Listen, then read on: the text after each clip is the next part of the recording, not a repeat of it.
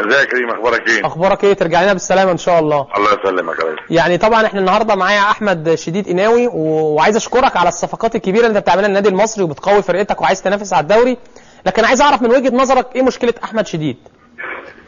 الكل عارفها واحمد عارفها كويس جدا.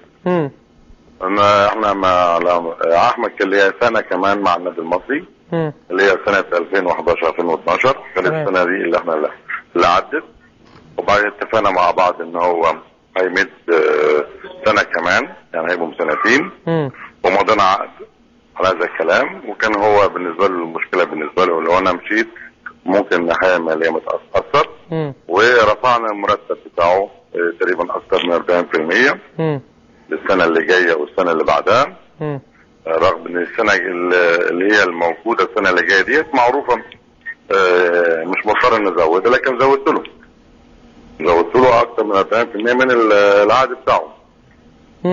وبعدين رحنا ننادي العقد في اتحاد الكوره، قال لا اضيفه الموسم الحالي اللي هو 2010 2011. ايوه.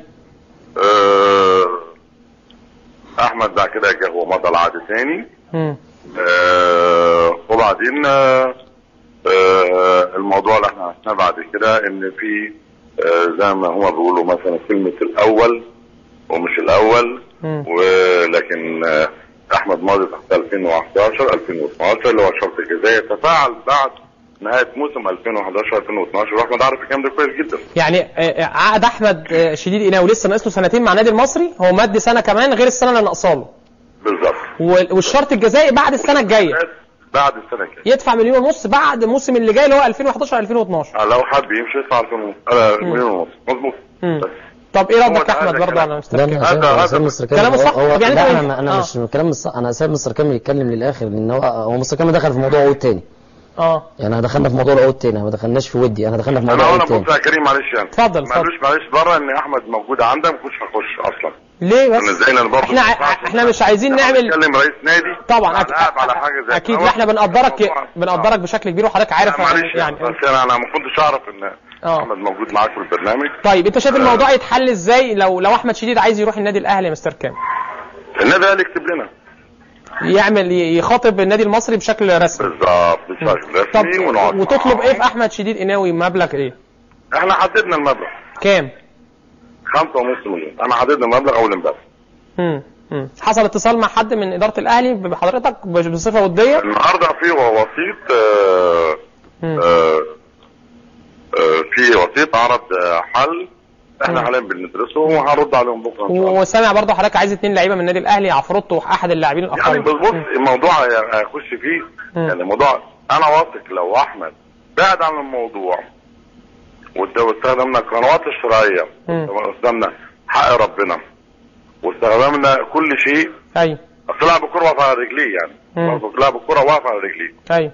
فانا مش عاوز يعني ازيد في هذا الكلام، فعاوز يعني عشان احنا نكون راضيين على هذا الانتقال. انا موافق ما عنديش مشكله، وصلنا لمرحله انا بقول له يعني ما فيش مشكله انه ننتقل، لان احمد اول ما كلمنا او التليفون اللي حصل بينه وبينه قال لي ان هو راح الزمالك. لا امتى؟ السنه دي؟ السنه دي؟ الاسبوع اللي فات. كابتن ابراهيم خليه يكلمونا. ايوه مشوا. فاهم ازاي؟ ما هو احمد شديد بيقول لي مشوا وخلاص. قال لي الاهلي. يعني فاهمني ازاي؟ ايوه. فانا عاوز اقول لك انا عاوز احل الموضوع. الموضوع لو كل ما هنتكلم فيه وهيزيد ده هيزيد تعقيدا. ايوه. لان انا في الاخر احمد ده زي ابني. اكيد. وعاوز احافظ عليه. طبعا. فاهم ازاي؟ طبعا. وفي الاخر احمد ده بس انا في الاخر رئيس النادي ولازم احافظ على رئيس النادي. اكيد. ولازم احافظ على حقوق النادي. اكيد. ادي الموضوع كله. طب ايه اخبار صفقات المصري؟ مين اخش في مشاكل ولا عاوز مشاكل، وعاوز صالح العام، وعاوز العمليه تبقى وردي جدا، وعاوز ربنا يوفقه ويوفق الجميع. اكيد. كلهم ولاد واحنا عارفين ان لابد ان برضو يحصل، لكن عاوز الموضوع يتم بالطريقه السلسه. خلاص ما حدش يقول مثلا لا انا ما قلتش كذا، لا ده انا بقول لك الحقيقه 100% وليس قابله للحوار في هذا الكلام. تمام. طيب ايه احمد يساعدني ان هو يعني سيب الاهلي يتكلم معايا. خلاص وصلنا مرحله انه خلاص ان انا جاي بنتفاوض مع بعض. ايوه. والنادي الاهلي عاوز احمد شديد، واحمد شديد لاعب كبير. والنادي الاهلي محتاجه. طب ليه احنا برضه الان انا ما باجيش اي لاعب النهارده، ليه انا ما باجيش لاعب لازم ادفع الثمن ولازم مع يعني اخلص بكل رضا الطرفين والحاجات دي كلها، ولما يجي النهارده لاعب يمشي من عندنا بيحصل العكس. انا بقول لك يعني لازم برضه يكون في عدل يعني. ايوه لازم يكون في عدل. تمام. ايه اخبار بقالي سنتين بشتري، انا بقالي سنتين لا بشتري. انا عايز اقول لك ما شاء الله عامل فرقه جامده جدا، بس عايزين استقرار بقى السنه دي مع كابتن طلعت يوسف عشان نشوف المصري بقى بينافس على الدوري ان شاء الله. ربنا يوفقه يا رب. في صفقات تانية كده ولا لسه شويه؟ لا اكيد في صفقات يعني الحمد لله. النادي انا اقول لك كل اللاعبين عاوزين يجونا، مفيش اي مشاكل خالص يعني. يعني في الاخر هي مش طرف ولا لاعب او اثنين يعني، الموضوع مش مشكله، لكن انا بقول لك ازاي انا عاوز امشيها بطريقه محترمه للطرفين. سمعنا ان انت حضرتك يعني بتتعاقد مع لاعب وسط منتخب غانا، هاف ديفندر.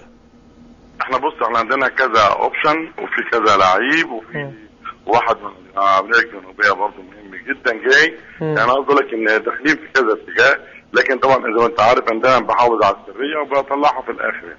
بعد الموضوع ما بينتهي وبيتم، وخصوصا النهارده مع وجود الكابتن طلعت يوسف النهارده احنا ليس لنا حق تحرك بدون الكابتن طلعت يوسف. كلام محترم جدا. بشكرك طبعا مستر كامل ابو علي، وان شاء الله ترجع لنا بالسلامه. شكرا يا مستر كامل. الف شكر.